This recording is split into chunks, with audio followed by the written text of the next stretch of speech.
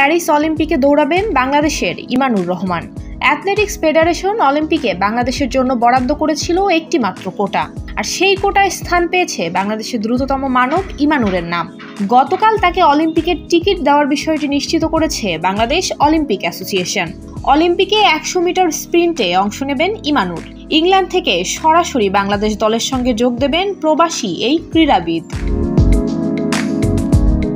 গত বছর কাজাখস্তানের আস্তানায় অনুষ্ঠিত এশিয়ান ইনডোর অ্যাথলেটিক্সে 60 মিটার স্প্রিন্টে 6.59 সেকেন্ড সময়ে স্বর্ণপদক জিতেছিলেন ইমানুর। চীনের হাংঝুতে অনুষ্ঠিত এশিয়ান গেমসের 100 মিটার স্প্রিন্টের সেমিফাইনাল পর্যন্ত গিয়েছিলেন তিনি। 250-টিরও বেশি ডিজাইন অপশন নিয়ে ওয়ালটন স্মার্ট ফ্রিজ, বোঝে আপনার প্রয়োজন। 10.44 সেকেন্ড সময় নিয়ে নিজের হিটে তৃতীয় হয়ে সেমিফাইনাল নিশ্চিত করেছিলেন লন্ডন প্রবাসী এই অ্যাথলেট। গত বছর কাজাখস্তানের স্বর্ণ এবং হাংজুর সেমিফাইনালে ওঠায় ইমানুরকে অলিম্পিকের টিকিট দেয় আইওসি।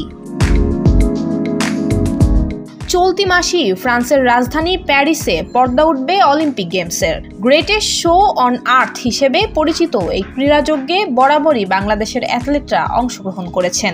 এবারের আসরে এখন পর্যন্ত বাংলাদেশের 3 অ্যাথলেটের অংশগ্রহণ নিশ্চিত হয়েছে।